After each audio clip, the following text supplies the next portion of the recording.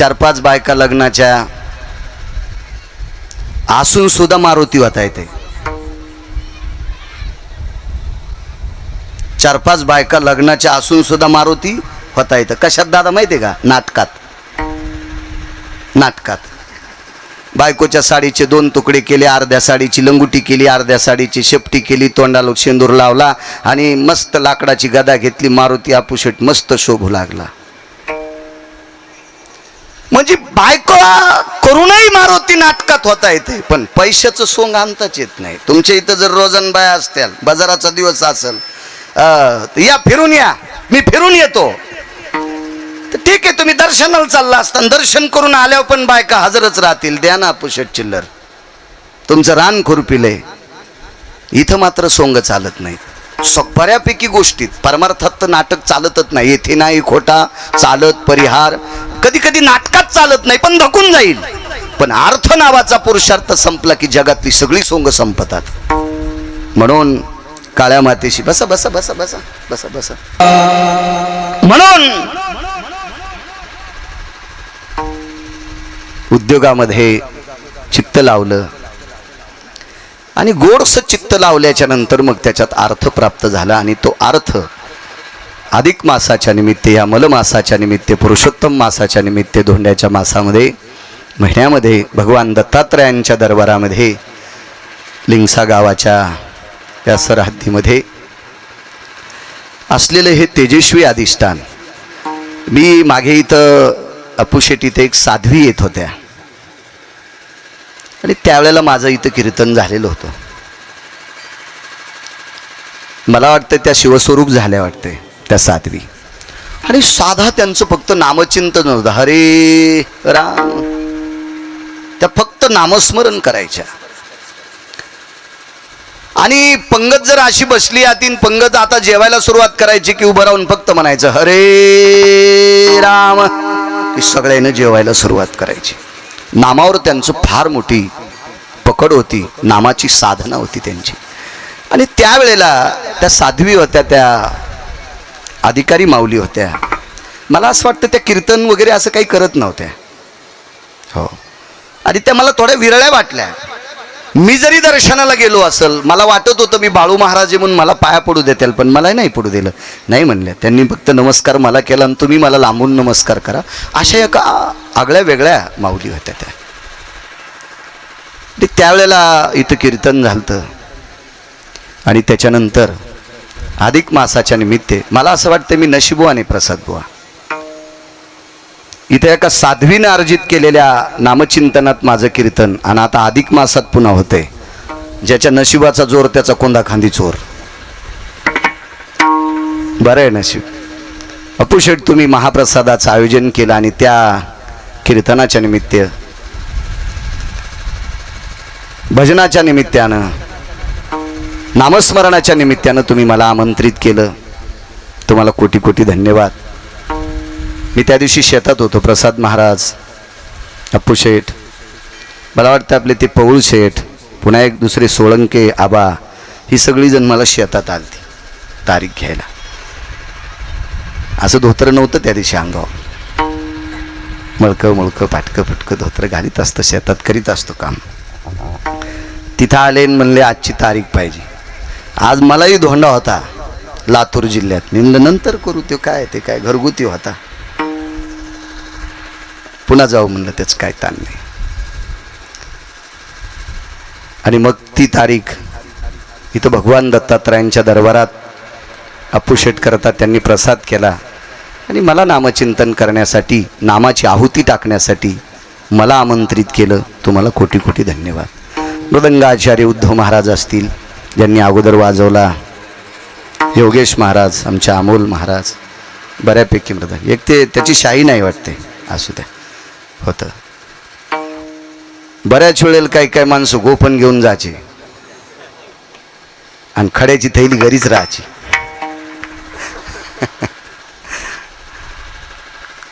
हे मृदंगाचार्य आहेत. आमचे आदरणीय, आपल्या परिसराला वारकरी संप्रदायाचा सुगंध आहे, गंध आहे. आपला मराठवाडा वारकरी संप्रदायामध्ये फार मोठं अग्रेसर आहे. याच्या पलीकडं सांगायचं झालं तर अध्यात्माचं केंद्र जर कोण असेल तर परभणी जिल्हा आहे. गुरुवारी रंगनाथ गुरुजी परभणीकर म्हणायचे, ज्ञानेश्वरीवर काही असं प्रचंड सखोल अभ्यासाचं गोडसं वलयीकरण जर कोणी केलं असेल तर ते ठाकूरबांच्या काळात झालं आणि ते आपल्या मराठवाड्यातले आहेत. याच्या पलीकड मोठी छाती ठोकून सांगेल की ज्ञानोबरायच्या नंतर ज्ञानोबराय कोण तर श्री गुरु रंगनाथ गुरुजी परभणीकर होते आणि आपण त्या भागातले आहेत. किती किती मोठी प्रचंड व्याप्ती आपली. म्हणून आपल्या या परिसराला भक्तीचा सुगंध आहे. आदरणीय ज्यांनी चाल म्हटली आमचे संजय महाराज आहेत, ब्रह्मा महाराज आहेत, आमचे बळीराम महाराज आहेत, दत्ता महाराज आहेत, आमचे अशोक महाराज आहेत, आमचे रामेश्वर महाराज आहेत. अशोक महाराजांना मला त्यांना पाहिलं एक आठवतंय, आम्ही चालू कीर्तनातच स्टेज पडलं हो, आणि आम्हाला कोणाला लागलं नाही, जास्त तुम्हालाच लागलं होतं. विठाला विठाला विठाला.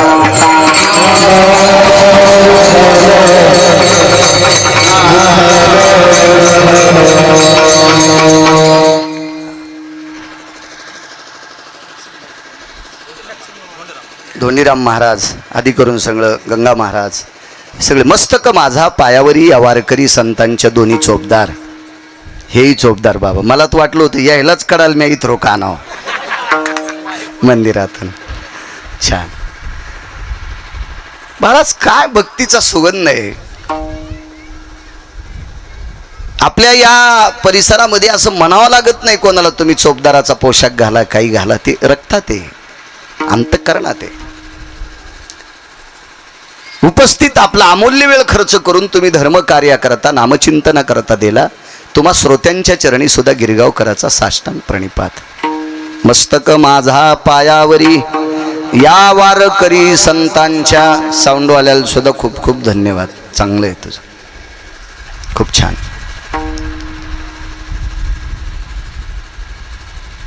रामकृष्ण नामी ही दोन्ही साजिरी. राम आणि कृष्ण ही दोन नावं साजरे आहेत. पण आपल्या संप्रदायामध्ये अनुभवाशिवाय बोलणं किंवा अनुभव आल्याशिवाय एखाद्या गोष्टीला मानणं आपला संप्रदाय त्याला मानित नाही. अनुभवे आलिया ते या जगा चाकोनी सांगे तुका. श्रीमंत श्री जगद्गुरु तुकोबराय देहुतले मालक अगोदर चाखलंय, अनुभव घेतला. आळंदीतल्या मालकांनी चाखलंय, अनुभव घेतलाय. संत शिरोमणी नामदेवरायांनी चाखलंय, अनुभव घेतलाय आणि मग आपल्याला प्रवृत्त केलंय. रामकृष्ण नामाची किती मोठी सिद्धता आहे, किती नाविन्य आहे. आपल्या अष्टादश संतांनी त्याचा आस्वाद घेतला दादा, आणि मग आपल्याला सांगितलं की रामकृष्ण नामाचं पठन करा, त्याचं अध्ययन करा, त्याचं जप करा, त्याचं चिंतन करा, त्या नामाविषयी मनन करा, चित्त लावून अंतकरणात ते नाम ठेवा. काय असेल बरं या नामाचा पुरुषार्थ? रामकृष्ण नामाचा पुरुषार्थ काय असेल? पांडवांचा यज्ञ झाला, हा पण यज्ञाचे बरं का आजचा. आज 2 यज्ञ आहेत अपुशेठ.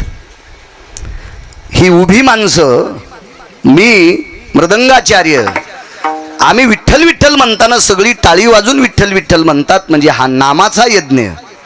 आणि हे झाल्याच्या नंतर जो प्रसाद केलाय तुमचा अन्नदानाचा यज्ञ. विठाला विठाला.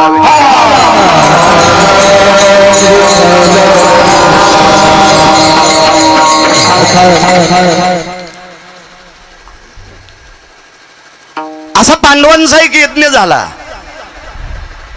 यज्ञ पुराणात मी फारशी वाचवली. त्याच्यापैकी एक पांडवांचा यज्ञ. त्या पांडवाच्या यज्ञामध्ये 1400 लोक होती. 1400 प्रसाद वा मंत्रोच्चार करण्यासाठी 1400. मखैण शुद्धीर भवस्थितं हृदा भवजतो हस्ति शुंडा दंडेनायो.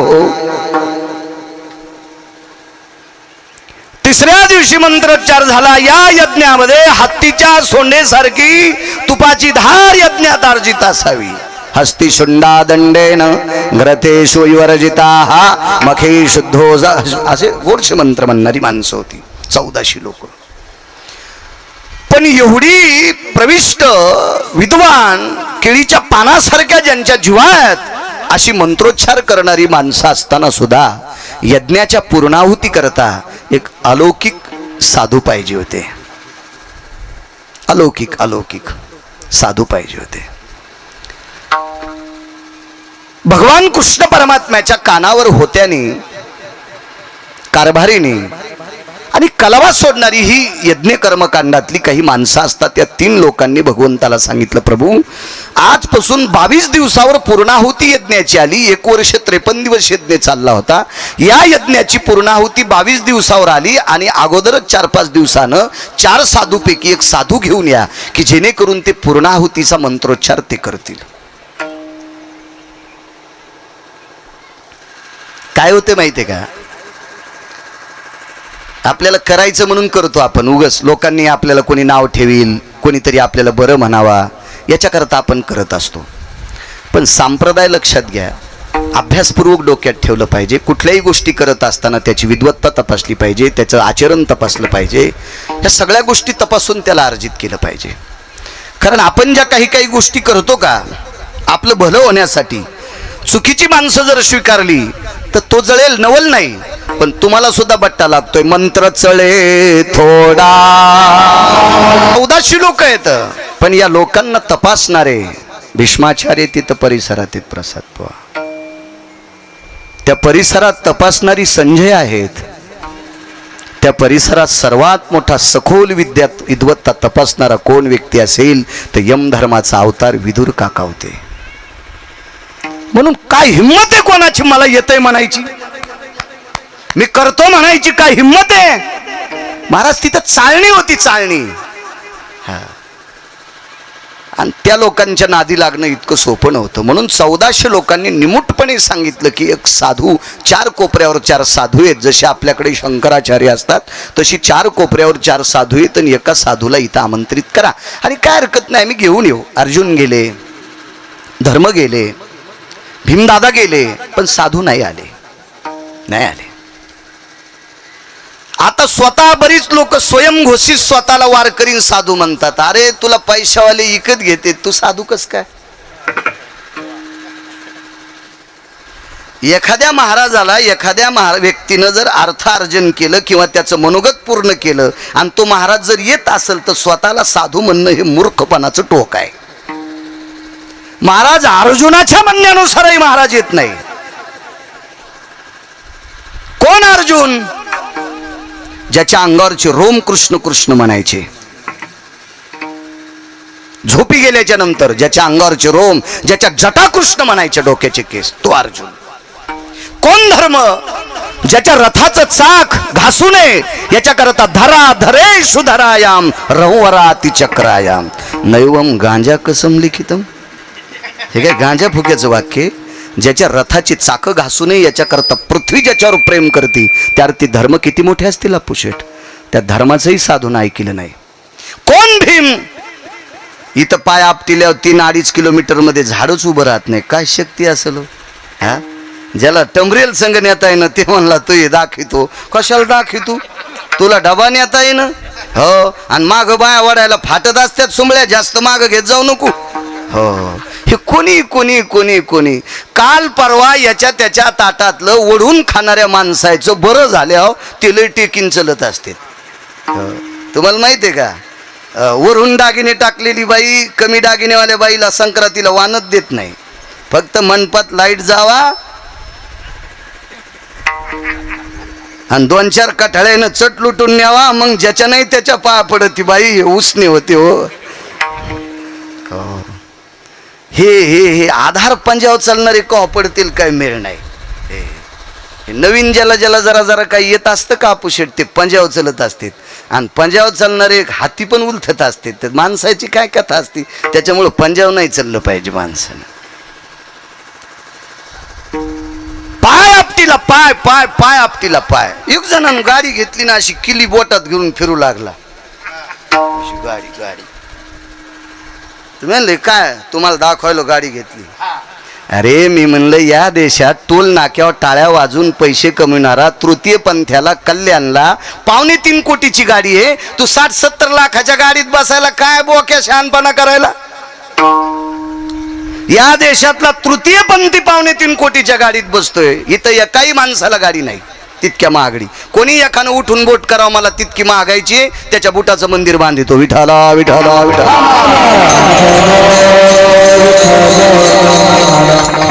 काय होतंय माहितीये का वायादाजी, हे बेंडकासारखी माणसं झाले त्याच्या त्या शिद्रात राहू रोज म्हणले आपल्यासारखं घर मोठं कोणाचंच नाही. बाहेर निघणं सुंबळ्या बैलाची घाटी पाहिल्या फुटशीन. तुझ्या घरात बैलाचा पायच बसत नाही. येडगळा येडेवानी करू नकोस तू. तू बेंडूक हेस, हिशोबात राहत जाय जरा. हे बेंडको लय उतू आले आणि हे उतू आल्यावर काय करते लाईटा खाली उड्या हाणतेत किडे हाणायला. ह्या बेंडकायला किडे खाऊ बेंडूक म्हणायचं. कोण भीम पाय आपटिल्याच्या नंतर 2-3 किलोमीटर मध्ये झाड थांबत नाही. काय पुरुषार्थ असेल महाराज शक्तीचा. रामेश्वर बुवा भीमाचंही महाराजांना ऐकलं नाही. हताश होऊन बसले तिघ भाऊ. आणि मग पंढरपुरातल्या मालकाला या मासावर ज्याचं आधिपत्य भगवान कृष्ण परमात्म्याला सांगितलं. जगदानंद कंद जगतपथय द्वारकाधीश कृष्ण परमात्मा तुम्ही सांगितल्यामुळे आम्ही यज्ञ केलाय. आता करायचं कसं महाराज येत नाही. काही काळजी करू नका बघू आपण सकाळी. एवढं माझ घरात बसून खिडकी वाट एक स्त्री ऐकत होती. माझ घर मराठीत एखाद्याचं MA झालंय का. मराठीत MA, MA, MA मराठी भाषेत सांगा बरं माझ घर कशाला म्हणतात. नुसत्या मराठी भाषेच्या दिवशी इतके टेटस ठेवायचे की मोबाईल हँग झाला. आपला नाही होत. आपला मोबाईल पतिव्रत आहे. याच्यात भंगार येत नाही आणि कोणते बटणं दाबल्यावर कोणाला भंगार जात बी नाही. हो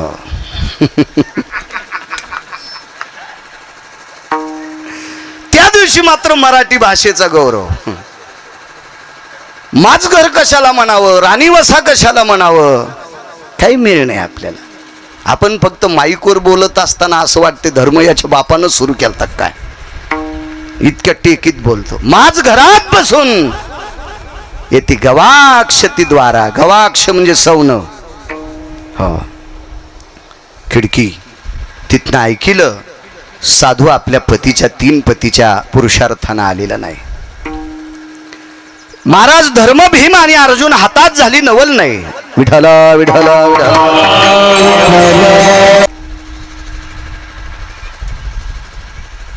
ते महाराज कोणाच्या मान्यतेला मान्यता देणारी नव्हती. महाराज अर्जुनानं देवाचा लेटर पॅड नेलता प्रसाद बुवा. मी द्वारकाधीश श्रीकृष्ण परमात्म्याचा मेहून आहे. महाराज झोपडीत राहत होते आणि त्या झोपडीच्या एका फट्टीतून देवाचा लेटर पॅड टाकला. देवाचा लेटर पॅड टाकला. त्या महाराजानं मधात धुनी पेटलेली होती आणि त्या धुनीत टाकला आणि शेकत बसले. देवाचा लेटर पॅड धनु देवाचा. माणसं जरा जुरा कोणी एखादा मोठा जवळ भेटला की त्याच्यामुळे दुसऱ्याला गचंड्या देते. अरे त्याचं वाजल्यावर तुला नदीला हानतीन जरा हिशोबात राह. मग कोणाच्या जीवावर कोणाला गचंड्या द्यायला नाही पाहिजे हे ध्यानात ठेवलं पाहिजे. त्याचं वाजलं ना हा मग तुला नदीला हानतेत. मग चपला तुटूस तर त्याच्यामुळं कोणाच्या मनी मला लय चांगल्या सांगता येतात पण त्या काही काही मनीचे अर्थ वेगळे निघतात. त्याच्यामुळे बरं आहे आपलं हिशोबात. विठाला विठाला विठाला.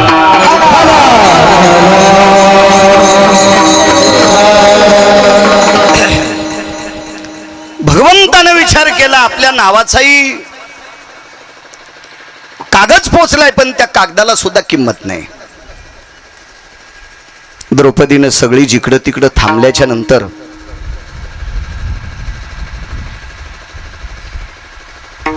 दारातल्या सेवकाला सांगितलं, दादा भगवान ज्या महालात असतील माझ्या दादांना बोलवा. कृष्ण परमात्म्याला ती भाऊ मानायची. प्रभू जागाचे देव, कसा यज्ञ होईल पांडवांचा. या बसा सुद्धा करा, बसा माणिकराव आबा बसा. विढाला विढाला विढाला विढाला.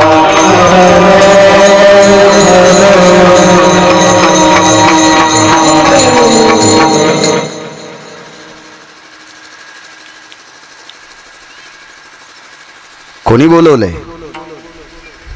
द्रौपदीनं. बर दादा आलात? हो. 22 दिवसातला आजचा दिवस निघून गेलाय, 21 दिवस बाकी आहेत. आपल्या परिसरामध्ये 44 कोसावर एक साधू आहे. 44 गुणिले 3 किती किलोमीटर होते? 44 कोसावर एक साधू आहे. 3 किलोमीटरचा एक कोस. त्या साधूला मी आणू शकते. देवानं डोळे फाडे, आश्चर्याचा झटका. ताई तू आणू शकते? हो मी आणू शकते, फक्त मला दादा तुम्ही सोबत पाहिजे. आताच रथ झोपू. द्रौपदीने सांगितलं दादा रथात बसणार नाही, आणि भगवंतानं सांगितलं 44 कोस मी काही पायी चालणार नाही. काय हरकत नाही, तुम्ही रथात बसा पण मला सोबत चला, मला सोबत चला. धर्मनिरपेक्षता काय माहिती का आपल्याकडं? स्त्रीच्या स्त्रीत्वाचा पुरुषार्थ किती मोठा आहे. बाल्य रक्षन्ति पिता, तारुण्य रक्षन्ति भ्रता.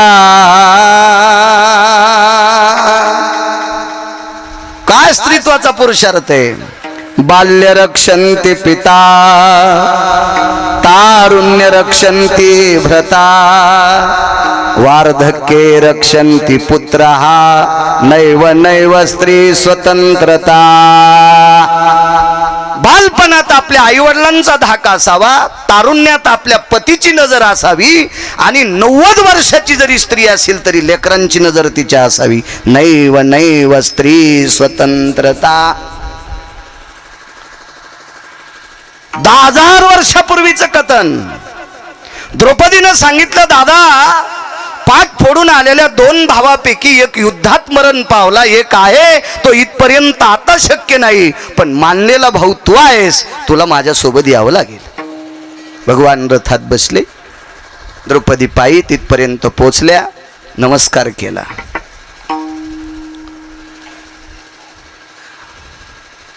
आतनं आवाज आला, कोण माय? ए माय कोण? देवाचा जो सारथी होता का, भगवान कृष्ण परमात्म्याचा सारथी. महाराज अर्जुनाच्या युद्धातलं सारथ्य कृष्ण परमात्म्याने केलं, पण कृष्णाच्या रथावरचा एरवी सारथी. किती भागवतकार मेल्यावर तुम्ही सुधरतान. तुम्ही फक्त वाटी वाटी तांदूळ, वाटी वाटी गहू, वाटी वाटी हरभऱ्याची डाळ, आखरीच्या दिवशी पायली पायली गहू ज्वाऱ्या, 40-40, 50-50 पोते आमच्या मुडद्यावर घालता तुम्ही, आणि तुम्हाला अजून कृष्णाचा सारथी माहित नाही. विठाला विठाला विठाला. सारथ्याने देवाला विचारलं, प्रभू मला एक शंका आहे, मला एक आश्चर्य आहे की आतल्या साधूनं माय शब्द कसा वापरला, त्याला कसं कळालं बाई पाया पडली म्हणून? त्याचं कारण होतं, आपल्या संस्कृतीत अपुशेट आपल्या बायका बांगड्या घालीत होत्या, आजही घालतात ना काही काही खेड्यापाड्यातल्या बांगड्या आजही बायका घालतात. आणि दर्शन घेताना काकणाचा आवाज आला, म्हणून एक स्त्री आपल्या दर्शनाकरता आली असं त्या साधूला कळालं. त्याचं दुसरं एक कारण सांगतो. ज्या वेळेला द्रौपदी दारात दर्शन घेत होती का, त्यावेळेला सकाळी सकाळी साधू संध्या करत होता. संध्या करत होता, आणि संध्येचं संध्या पात्रातलं पाणी पळीत घेऊन हातावर टाकलं. हातावर टाकल्याबरोबर पाणी खाली सांडावं लागलं. का?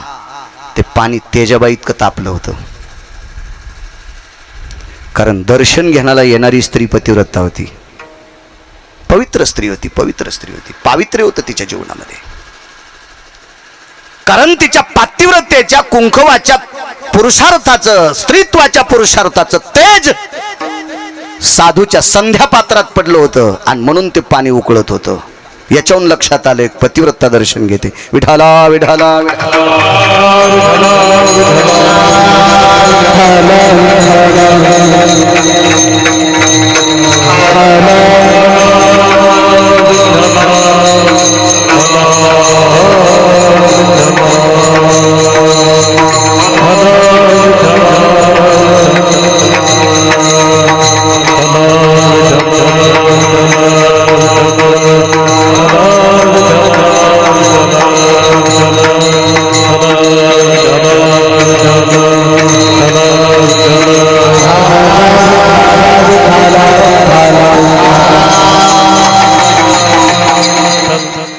घंट्या दीड घंट्यानं आले असते बरं झालं असतं. टाकलं आमचं इचकून. विठाला विठाला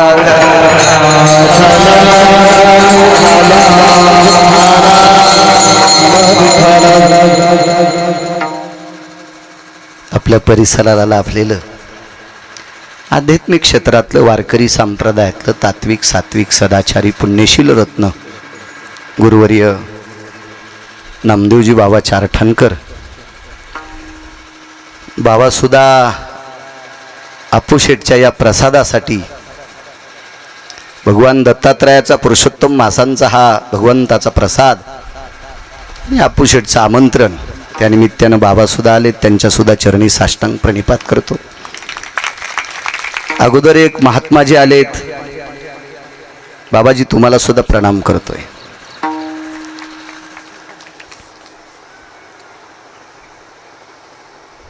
पातिव्रत्याचं तेज संध्या पात्रात पडलं आणि संध्येचं पात्रातलं पाणी उकळत होतं. हातावर घेतल्याबरोबर पाणी सांडणं. लक्षात आलं तेजस्वी स्त्री आली. पर्णकुटीचं दार काढलं. कोण? द्रौपदी आहे. काय काम? आमच्याकडे यज्ञ आहे.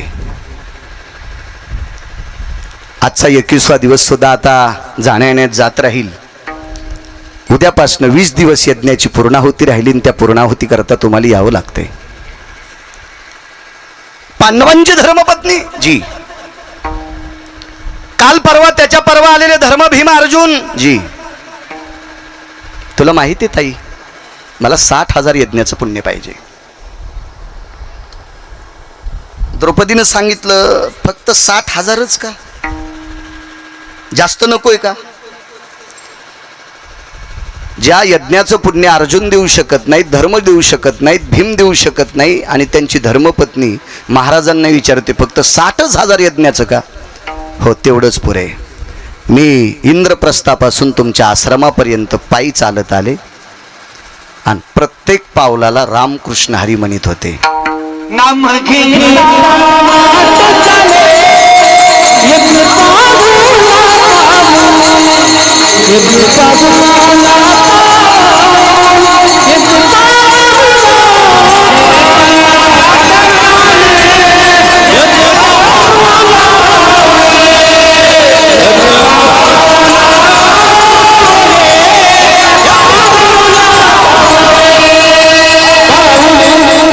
घेता वाट चाली यज्ञ पाऊला पाऊली. याच्या पलीकड एक हरी नाम जपता घडे.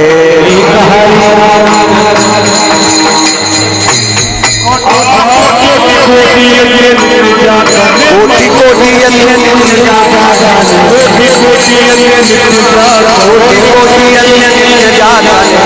हरी नाम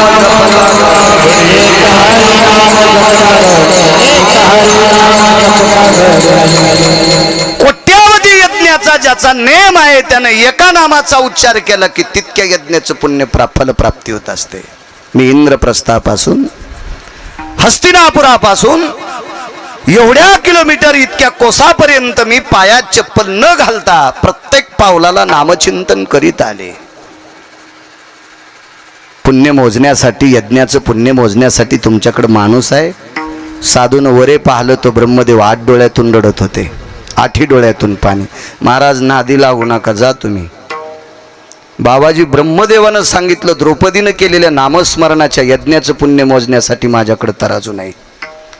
धर्म भीम अर्जुन आणि या पुरुषार्थी लोकांचं न ऐकणारा साधू एका स्त्रीच्या पाठीमागे चालत होता. पायी पायी तिथपर्यंत आले. फारच मोठ्या सात्विक सदाचारी पुण्यशील लोकांचा संभ्रम आहे की असं का झालं असेल. पण त्यावेळेला श्रुती नावाची व्यक्ती धावत आली. श्रुती नावाची व्यक्ती जगातली पहिली पत्रकार. वेदानां किल श्रुती भयु श्रुतियां मार्जितो नाया येत श्रुती सकला स्थित पुनितानां श्रुतियां मिद्य कारणो यक्षति लोकांगंधर्वायो विद्याधर लोकपालानां दिक्पालेषु चारुहासायां परमहंसाय जायते. या सगळ्या लोकांवर वाणीवर जिचा दबदबा आहे ती श्रुती नावाची व्यक्ती आली आणि विचारलं, महाराज तुम्ही अर्जुनाचं ऐकत नाहीत, तुम्ही धर्माचं ऐकत नाहीत, तुम्ही भीमाचं ऐकत नाहीत, तुम्ही देवाचा लेटर पॅड आल्यावर त्याचा ऐकत नाहीत, एका बाईचं ऐकून येता. महाराजाने बाबाजी वरी पाहिलं नाही. वरी जर महाराजांनी पाहिलं असतं तर डोळ्यातल्या अग्नीनं श्रुती जाग्यावर जळाली असती. महाराज म्हणले, तुझ्यामुळं बऱ्यापैकी लोकांना न्याय भेटतो याच्याकरता तुझ्याकडे पाहत नाही, पण जरा तोंड सांभाळून बोल. मी कोण्या बाईचं ऐकून आलो नाही, माझी जी मागणी आहे ती मागणी पूर्ण केली याच्याकरता आलोय. 60,000 यज्ञाचं पुण्य अर्जुनाकडे नव्हतं, 60,000 यज्ञाचं पुण्य धर्माकडे नव्हतं, 60,000 यज्ञाचं पुण्य भीमाकडे नव्हतं, पण त्यांच्या नावाचं श्रद्धेनं कुंकू लावणारी द्रौपदी नामाच्या साधनेनं अब्जावधी यज्ञाचं पुण्य तिच्याकडे होतं आणि मी धावत आलोय. ते पुण्य फक्त रामकृष्ण नामाच्या ताकदीत आहे. म्हणून रामेश्वर बुवा पहिल्या कडव्यात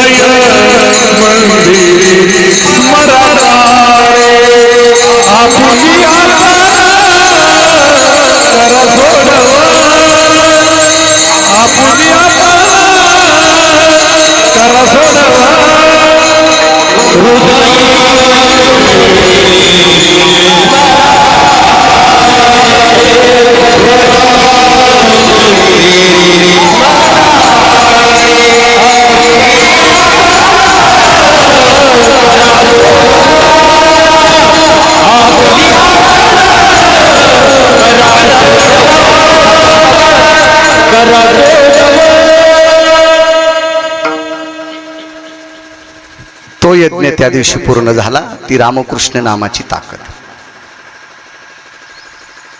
रावण विद्वान आहे, रावण श्रीमंत आहे, रावण नुसता विद्वान नसून भक्ती पुरुषार्थातला एक आगळा वेगळं स्थान आहे. रावण चूक झाली राजा रावणाच्या जीवनात. वारकरी संप्रदायानं रावण बेदखल सुद्धा केला, त्याबद्दल दुमत नाही, पण रावण खूपसा मोठा पुरुषार्थी आहे. रावण एके दिवशी सकाळी उठून समुद्रावर पोचला आणि रावणानं 14 योजनाचा समुद्र बांधला, सेतू बांधला, पूल बांधला. वानरांनी 100 योजनाचा बांधला, म्हणजे 1200 किलोमीटरचा. काका 1200 किलोमीटरचा वानरांनी पूल बांधला, सेतू बांधला. रावणाने 14 योजनाचा बांधला. घरी आले. पत्नी हुशार आहे, सात्विक आहे, सदाचारी, पुण्यशील आहे, तात्विक बायको आहे. मी नेहमी सांगत असतो, ज्याच्या जीवनात बायको सात्विक भेटली त्याला ऊस तोडायची वेळ आली तरी त्यानं म्हणायचं मी स्वर्गात आहे. आणि ज्याच्या जीवनात बायको कर्कशा भेटली, बंगल्यात असला तरी म्हणायचं मुंडक्याकून मसन वाट्यात जळायलो. मी नाही म्हणत. कर्कसे संगती दुःख उदंड फजिती. पत्नी सात्विक असली की माणसाचं जीवन गोड चलत असतं.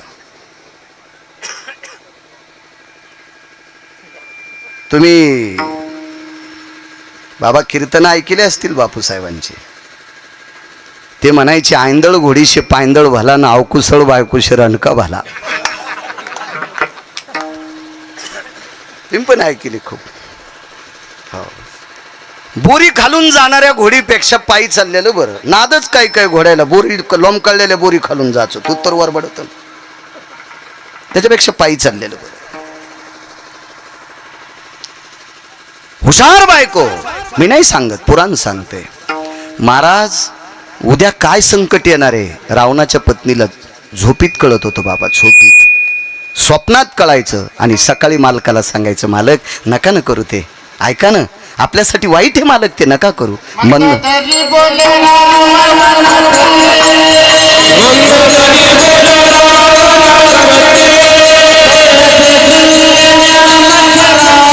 स्वप्न देखिले मी एक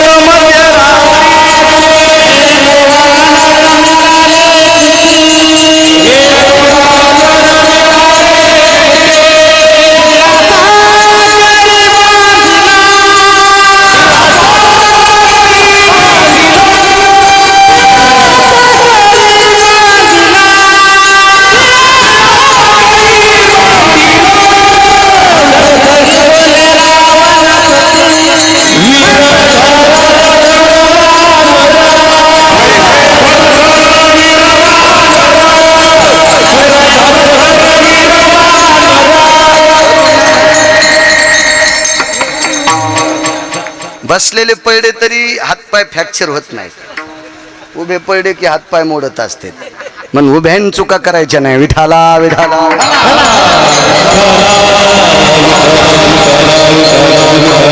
बळीवान बोलती ऐशे वीर धनुर्धर वानर. वीर वानर होते, धनुर्धर होते. ऐका मालक, काय पुरुषार्थ असेल. आणि त्या मंदोदरीनं मालकाला प्रश्न केला, प्रभू स्वामी काय वाणी असेल हो. मला असं वाटतं जी बाई नवऱ्याला आदरानं बोलती का बाबा, तिला भारतातल्या कोण्याच महाराजाच्या पाया पडायची गरज नाही. तिनं फक्त नवऱ्याला आदरानं बोलावं. भारतातल्या कोण्याच महाराजाच्या पाया पडायची गरज नाही. आणि तिनं नवऱ्याचं दर्शन जर घेतलं तर पांडुरंगाचं पण दर्शन घ्यायची गरज नाही. तिची देवावरी सत्ता. हे आमचे पाय दुधान धुत्यानं नवऱ्याला टायमाला भाकरी देत नाहीत. एक नंबरच्या वाटुळी. विठाला विठाला विठाला. आपल्या भागात नाहीत म्हणा तशा. इकडे गेल्यावर तिकडे ह्या फुकायच्या, दुसऱ्या आणू तरी कुठून. काय हुशार आहे म्हणलो तरी. स्वामी मनीजा नवऱ्याला मालक. मनीजा मनीजा डसू द्या तुमच्या जिबेला इचू. डसू द्या इचू, डसू द्या जिबेला तुमच्या. नवऱ्याला मालक म्हणा, धनी म्हणा. बाबा वारकरी संप्रदायामध्ये लाख्या कोल्हाट्याची बायको नवऱ्याला धनी म्हणत होती. ढोल वाजिणाराची बायको कोल्हाट्याची बाई होती. कोल्हाट्याची धनी म्हणायची. धनी. मेलेली जनावर गावाच्या बाहेर टाकायची, नाल्या उपसायची, सरपण फोडणाऱ्या श्रीमंत श्री चोखोबरायची पत्नी सोयराबाई आपल्या मालकाला धनी म्हणायची. काय पुरुषार्थ असेल हो काका. धनी म्हणायची, नवऱ्याला धनी म्हणायची. आणि भारदस्त कुटुंबातल्या बायकांनी काही म्हणायचं. पप्याचा बाप, ए रामा मंदिराकडे गेलता काय. हो. म्हातारं रस्त्यात असलं तर त्यानं मला स्वयंपाक झालाय गिळायला ई. अरे बाप रे. वा वा. हिला चंद्रभागेत जित्त जरी 200 फूट फुटलं तरी मोक्ष नाही. मालकाचा आदर करायचा. लोमशांनी मंदोदरीच्या शब्दावर 43 श्लोकावर अध्ययन केलं. 43 श्लोकावर की मंदोदरी ही रावणाला किती आदरानं बोलत होती. आदरानं. वाक्चातुर्य होतं तिच्याकडं. मला असं वाटतं मंदोदरी रावणाला आदरानं बोलत असताना सरस्वती सुद्धा विचार करायची की हिच्या जिभेवर आदर किती आहे. माझं प्रभुत्व हिच्या जिभेवर कधी बसलं रावणासाठी. इतकी आदरयुक्त मंदोदरी बोलायची.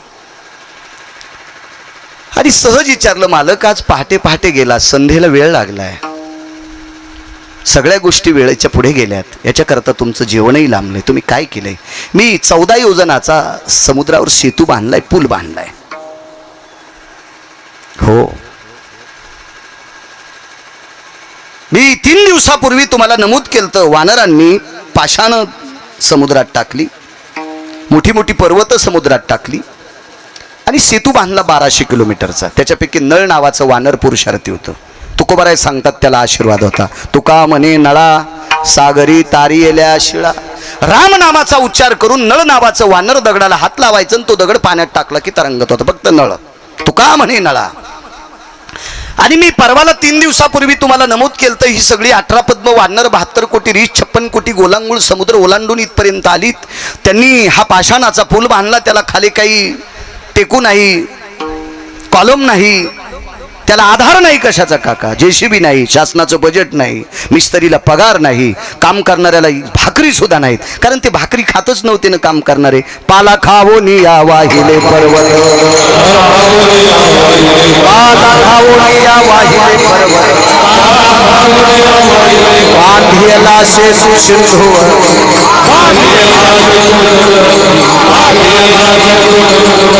पाला खावो निया वाहिले पर्वत, बांधियला सेतू सिंधूवरी. पाला खाल्ला, समुद्रावर सेतू बांधलेला आहे, पूल बांधलेला आहे. मी तुम्हाला परवाला बोलून गेले मालक, आज तुम्ही बांधलाय, वा, मला बघायला मिळेल. बस रथामध्ये. आणि मंदोदरीला रथात बसवलं आणि मंदोदरीनं चारठणकर बाबा तो पूल पाहला. हुशारबाई होती ती, हुशारबाई होती. आजही सांगू का तुम्हाला, आपल्या महाराष्ट्रामध्ये नालायक नवऱ्याचं हुशार बायकोमुळेच चाललंय. ज्याच्या जीवनात पत्नी सात्विक आणि सदाचारी भेटली का, मायबापाचं नाव करण्यासाठी हलकटाचा सुद्धा संसार करतात. ती पवित्र संस्कृती आपल्या भारताची, आपल्या महाराष्ट्राची, आपल्या मराठवाड्याची आहे. एक मन ऐकील ती, संसारात सात्विक आणि सदाचारी विचाराची काका पत्नी असेल तर खुरप्याच्या आणीवर संसार द किती. खुरप्याची आणि सोन्याची म्हणायची जुनी माणसं, खुरप्याच्या आणीवर संसार दाखवायची. मालक जरी मूर्ख असेल, बुटा हरपून येणारा जरी भंगिरी असेल, तरी पण खुरप्याच्या आणीवर संसारात 3 टायमाच्या भाकरी देती. इतकी पवित्र संस्कृती माझ्या मराठवाड्याची. मंदोदरी किती हुशार असेल बाबा, अपुशेट काय हुशार असेल ती मंदोदरी. तो पूल सर्व अंगाने पाहला, विद्वत्तेनं पाहला, विचारपूर्वक पाहला, कसा बांधला असेल, यांनी दगड कसे टाकले असतील, याला काही टेकू नाही. तू जसा रामसेतू आहे तसाच हा 14 योजनाचा सेतू आहे, मग कशावर बांधला असेल. घरी आल्या रावणानं विचारलं, प्रिये, महाराज माणसंही आदरानंच बोलत होती त्या काळात. लक्ष्मी आदरानं बोलायचे, लय येडेवानी बोलतेत माणसं काय वे. काय होतं माहितीये का, आपण जागा सोडतो याच्याकरता त्या जागेवर कोणी पण बसतंय, त्याच्यामुळे जागा नाही सोडायला पाहिजे. आपण सुद्धा आदरानं पत्नीला बोलायला पाहिजे. प्रिये जी, विडा दिलेला आहे, दुपारचं जेवण झालं. विचारलं, मी सेतू कसा बांधला विचारला नाहीस, मला कधीच कळाला. मंदोदरी पुढची होती, मला कधीच कळालाय. रावणानं सांगितलं, तुला कसा कळाला. तुम्ही बांधला म्हणल्याबरोबर मला कळालं, आणि त्यातली त्यात मला तुम्ही दाखवायला नेलाय. पण त्या सेतूला खालून कॉलम नाही, टेकू नाही, त्याचा आधार नाही, तो पाण्यावर तरंगलेला आहे. मग हा मी माझ्या पुरुषानं त्यानं बांधलाय, तुला कसा कळाला. ऐका ना, तुमच्या हाताचा पुरुषार्थ असेल, पण तरंगणं हा तुमचा पुरुषार्थ नाही. दोघं एकत्र एकाताचे. तुम्हाला एक सांगू का, मालकाचं जरी चुकलं ना तर शहाणीबाई दरुजा लावून मालकाला समजून सांगते. तिला हुशार बाई म्हणायचं. काही काही बाया अति हुशार, त्यानं बाजाराची पिशवी घेतल्यावर ते पलीकडे गेल्यावर, ऐकलं का, डोसक्यात भोसा भरला का काय, टिकला लावायला तुरीची डाळ नाही, साखरेच्या डब्याला इस्तू लागलाय. मग घरात म्हणणं साखर संपली, तुरीची डाळ संपली, लोकायत गेल्या म्हणून ती अक्कल आहे का? हिला म्हणायचं कर्कशा. प्रत्येकाने आपोआपली आचारसंहिता सांभाळा. संसाराचा स्वर्ग झाल्याशिवाय राहणार नाही. नवऱ्याने नवऱ्याची आचारसंहिता सांभाळायची आणि स्त्रीनं स्त्रीची आचारसंहिता सांभाळायची. महाराज रावणाच्या जीवनात फक्त 3.5 मिनिटाकरता आचारसंहिता बिघडली बाबा, अख्ख्या संसाराचं मात्र झालं. नाही तर रावणाचा पुरुषार्थ मोजायला तराजू नव्हतं. एवढा मोठा भक्तिसूत्रातला रावण होता, ज्याला प्रसन्न होऊन 7 कोटी घराचं गाव भगवान शिवजीनं सोन्याचं द्यावा. त्यार्थी रावण विद्वान किती असेल कल्पना करा.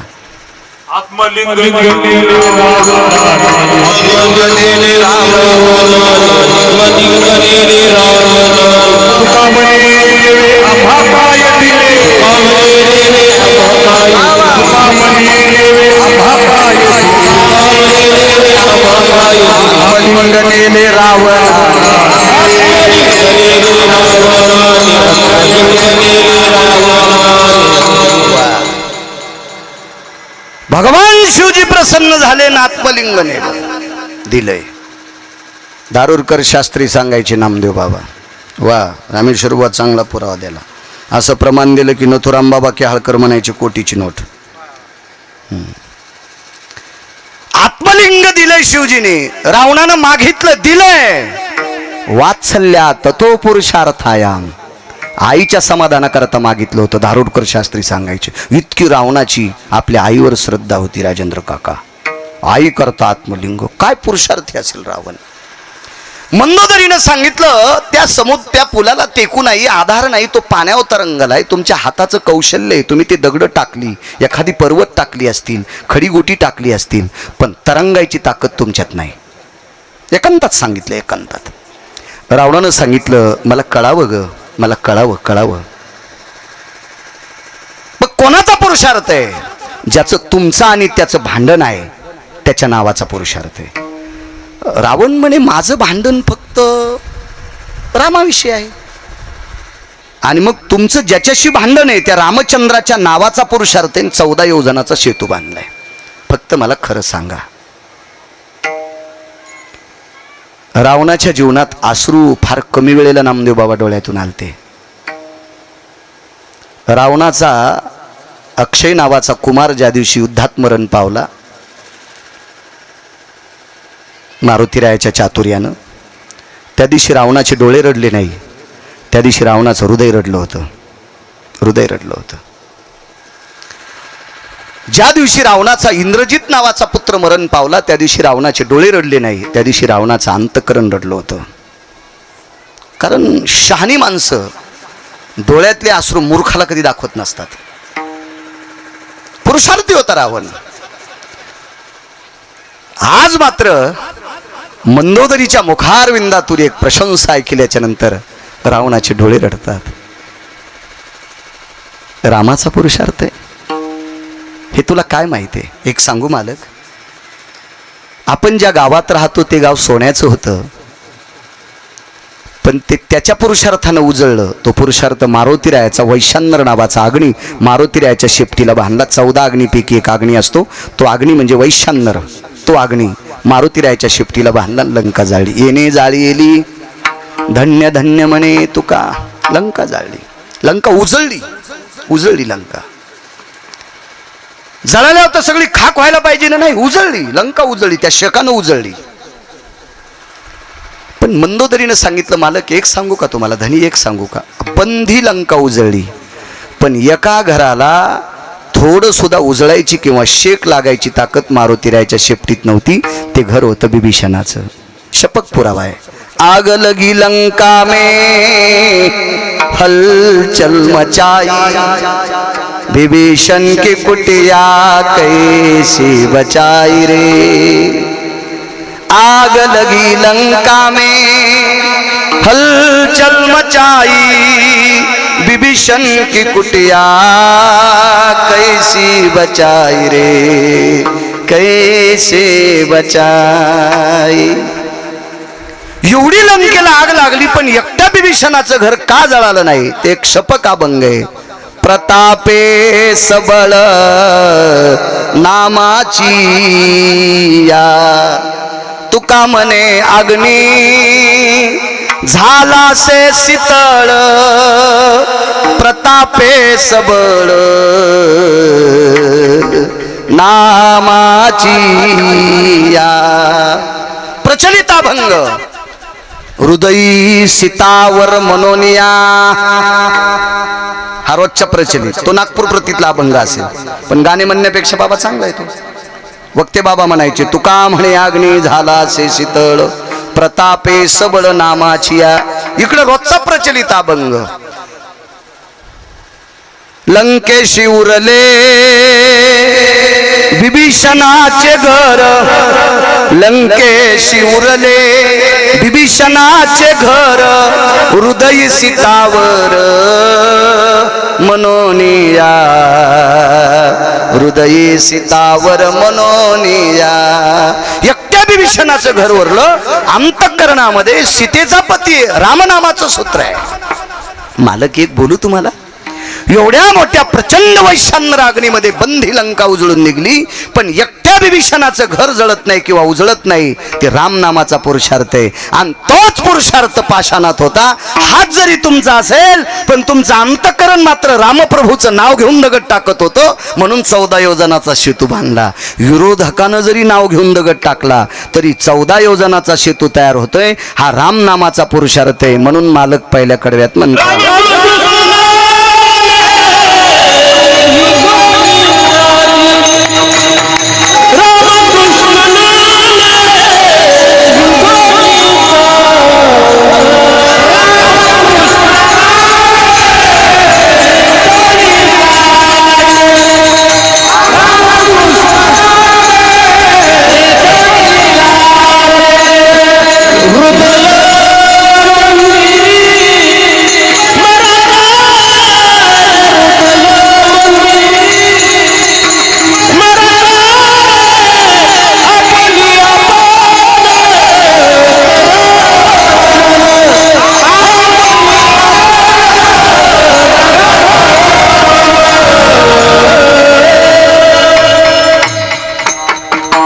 नामाचा पुरुषार्थ भगवान शिवजीचं विष जर शमन कोणी केलं असेल तर राम नामाच्या ताकदीनं भगवान शिवजीनं हलाल नावाचं विष समुद्र मंथनाच्या वेळेस प्राशन केलं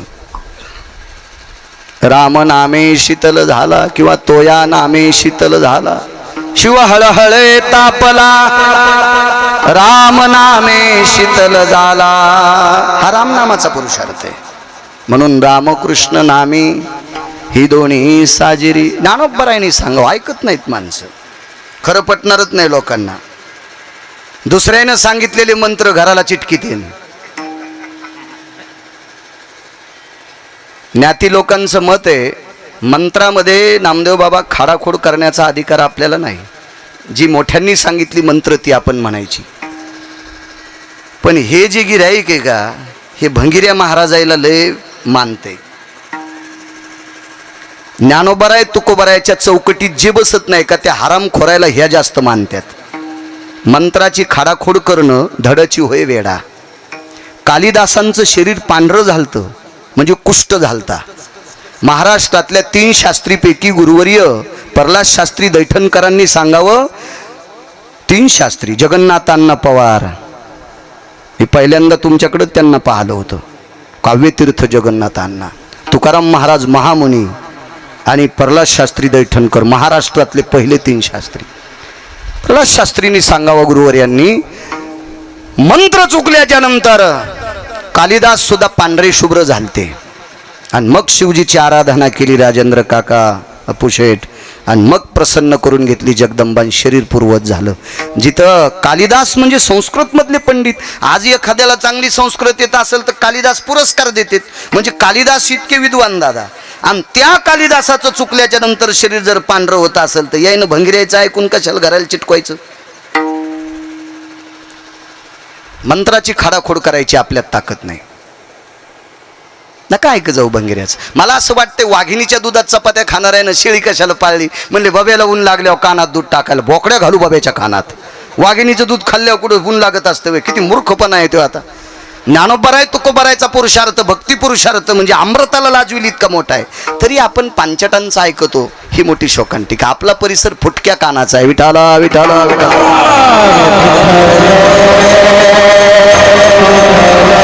ऐकणार नाही. तुम्हाला एक सोंग माहितीये का डोल्याचं? पोळ्याच्या दिवशी लळीत करायचे. आजही करीला सोंग करतेत ना दुसऱ्या दिवशी. आमची इथं मारुतीपाशी सोंग आणलं, संध्याकाळी होतं लळीत. ते दिवसा करायचे, पाऊस आल्यामुळं संध्याकाळी केलं. मग ते सोंग याचे पुढून घोंगडी धरायचे, हलकी वाजायची, जंगनाडी पकनाडी जंगनाडी पकनाडी जंगनाडी पकनाडी. आणि ते पहिलं सोंग मारुतीच्या मागं जायचं आणि हे सोंग पुढं आलं की मग झालं सोंग.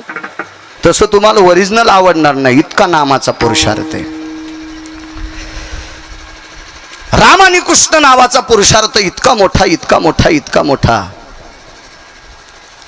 शबरीचा उद्धार नामानं झाला. गोलोकातली खुर्ची शबरीला प्राप्त झाली. तितक्या पुरतं नवल नाही. सप्तऋषी एका ठिकाणी आहेत. सप्तऋषी म्हणजे सामान्य नाही, आज त्यांच्या गोत्रात विश्व सामावले. भारत देशातली सगळी लोक त्यांच्या गोत्रात आहेत, त्यांच्या गोत्रात आहेत. 4 शाखेत विवरण झालं धर्मस्थितीचं. अश्विलायन, माध्यंजन, कान्नव या शाखेत. आणि सप्तऋषीच्या सर्व गोत्रात ज्याला काहीच माहित नाही त्यांना सांगा, गोत्रा नामने कश्यपो तथा भयजायते मम गोत्रम कश्यपास्त. गोत्र जर माहित नसेल तर सगळ्यांनी कश्यपच सांगायचं. बापाच्या पिंडावर अभिषेक करत असताना, सत्यनारायण करत असताना, एखाद्या देवाची पूजा करत असताना, पत्नीची ना आपली ती याची गाठ सोडत असताना मग गोत्राचा उच्चार करायचा असेल. मला माहीतच नाही मन कश्यप, हे सगळ्याला चितकतं कश्यप नावाचं गोत्र, पण बाकीचे गोत्र तसे नाहीत. हो, मग या सगळ्या गोत्राचं विवरण ज्याच्यात आहे. विठाला विठाला विठाला.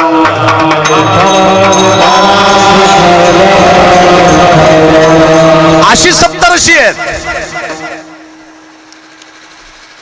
ते सप्तऋषी एकत्रित असताना सुद्धा एक दूषित झालेलं पाणी शुद्ध होत नाही.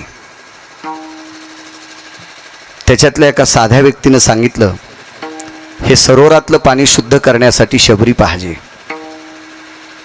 तर शबरी भिल्लाच्या कुळातली होती, लाहोर चित्र धरणाऱ्याच्या कुळातली होती. पण शबरी पावन कशा करता झाली? एक तर भजन आणि दुसरी गोष्ट तिला साधूची भेट झाली. आलिंगन संताची दिव्य झाली माझी काया, मस्तक हे पायावरी त्यांच्या ठेविता.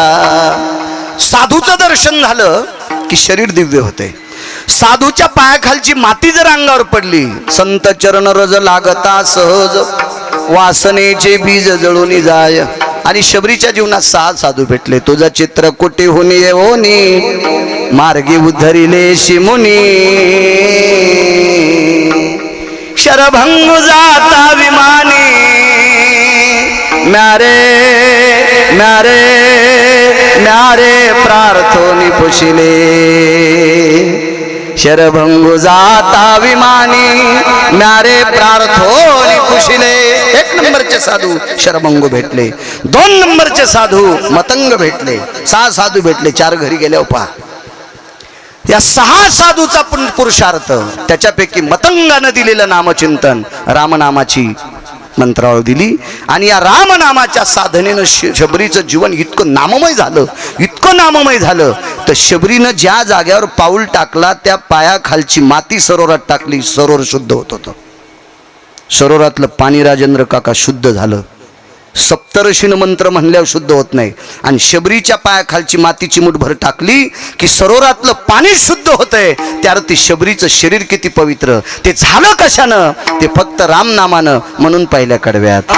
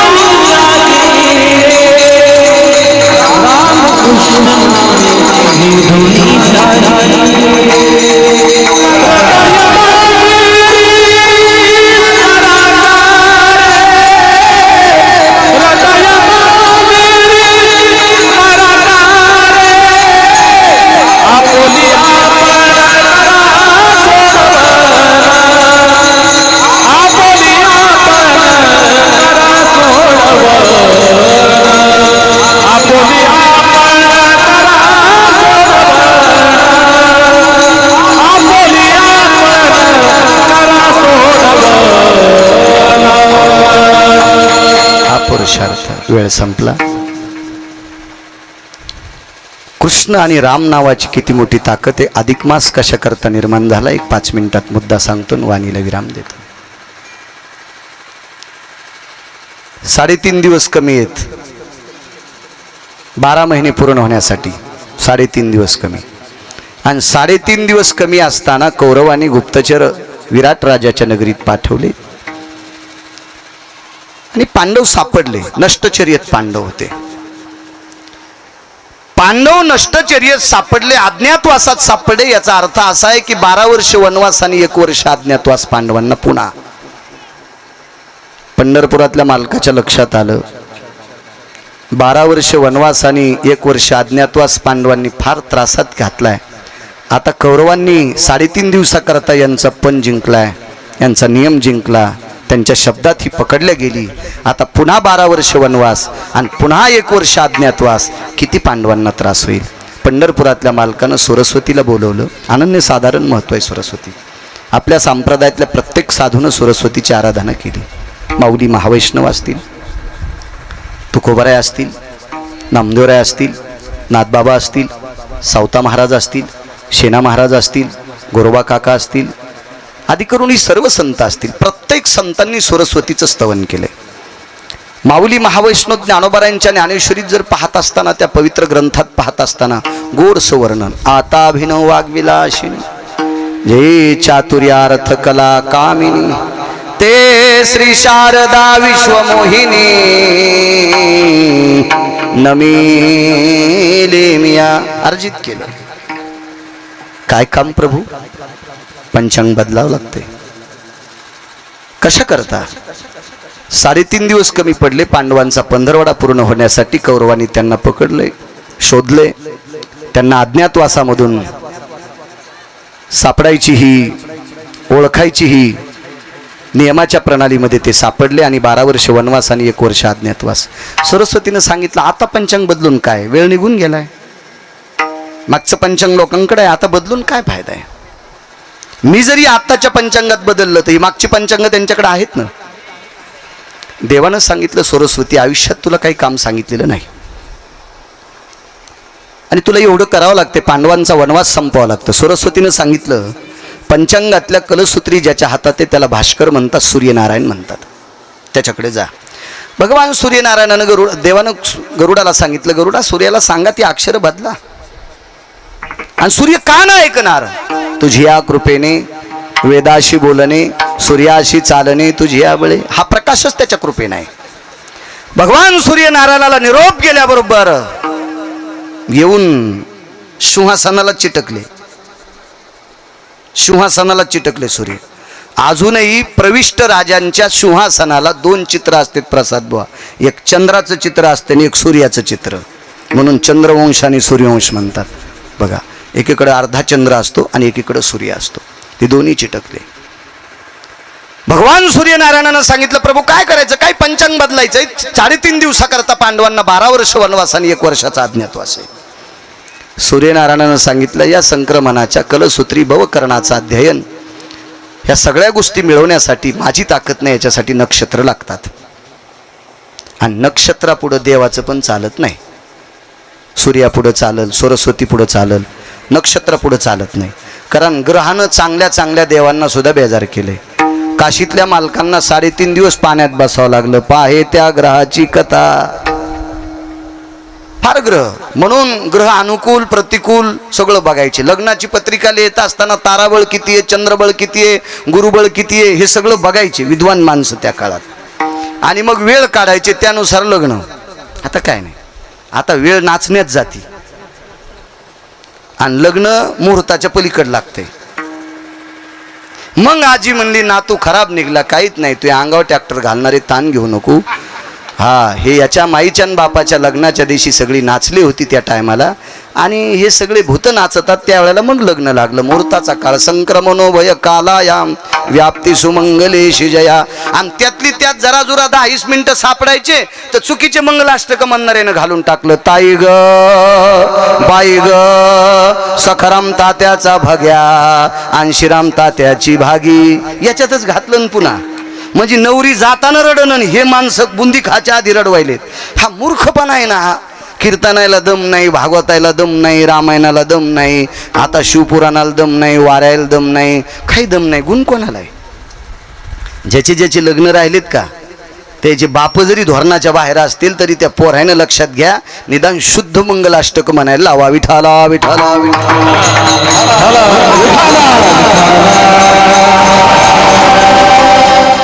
मी आत्तापर्यंत मुसलमानाचे 25 लग्नायला बसलो. आपल्याला बसावंच लागेल ना, जेवायचं काय संबंध आहे तिथं? आमचे 2-4 मिस्त्री होते घर बांधणारे, त्याच्या पोरायच्या लग्नाला गेलो तर आपलं बसून लग्न पाहिलं. तुम्ही तर राजकीय क्षेत्रात काका खूप पाहिले असतील, पण मुसलमानाच्या गरीबापासून तर श्रीमंतापर्यंत त्यांच्या लग्नातले विधी बदलत नाहीत बाबा. विधी बदलत नाहीत. विधी इतका त्यांच्या धर्मनिष्ठेवर त्यांचा पगडा आहे, त्यांचं प्रेम आहे. आणि तुमचं नुसतं माईकवर प्रेम असतं, असा करेन मुगाड्या बस. हो, पपेची माय तांब्या भरून देईन आणि माईकवर बोंबलं तो सुंबळ्या कुठला. आपण धर्माचं अनुकरण करत नाहीत, नुसते मंगलाष्टक. दोघे करावी उभी वधूवरा दृष्टा दृष्ट न करणे. मेहंदीचा कार्यक्रम आता पडदा होता का तिथं? याच्या पलीकडे सोडून द्या. काही काही मोठाल्या श्रीमंताईच्या लग्नामध्ये लग्न लावायच्या अगोदर जे व्हिडिओ कॅसेट दाखवल्या जाते का, मला वाटतं ती कॅसेट पाहिल्यावर 90 वर्षाच्या म्हाताऱ्याला पण वाटते आपण बी लग्न करावं.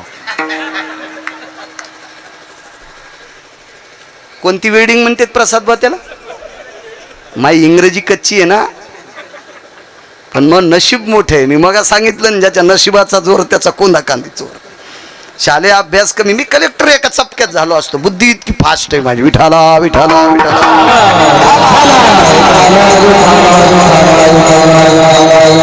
सगळे चुकीचे, काही परिणाम नाही तुम्हाला. तुमचे हे एवढाले कार्यक्रम करणं कशाचं कारण चाललं माहिती आहे का अपुशेट? आमचे 3 लोक श्रीमंत करणं, 1, 2 आणि 3.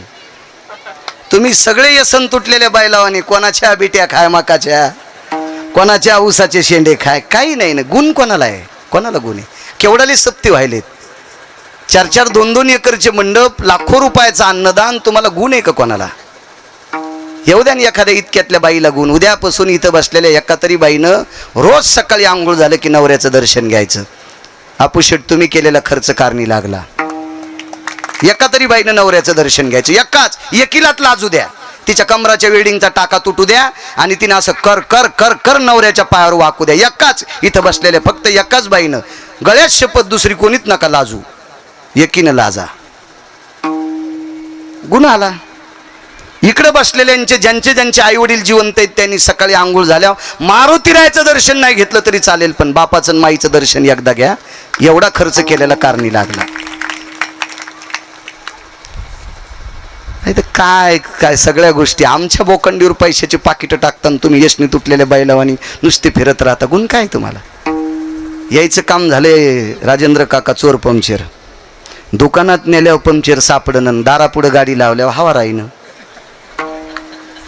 दारापुढं गाडी लावली तर सकाळच्याला हवाच नाही, आणि दुकानदारानं चौकून साबणा लावू टायर पाहिलं तरी छिद्र सापडत नाही. दुकानदाराला पंक्चर गौसन, दारापुढं हवा राहीनं. म्हणजे कीर्तन ऐकायला दम नाही, काय सांगितलं पत्ता नाही. विठाला विठाला विठाला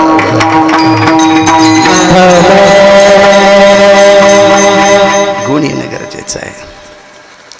ग्रहाला एकत्रित केलं, सूर्यनारायण एकत्रित आहेत. अपर्ण कालाचा विताहित काल पाहिला. लाघवा करणाचे निकळे भवनिमिषा लाघवा बळे. निमिष, भव, करण ह्या सगळ्या गोष्टी एकत्रित केल्या आणि सरस्वतीच्या कृपेने 3.5 दिवसाचा वेळ काल काढला.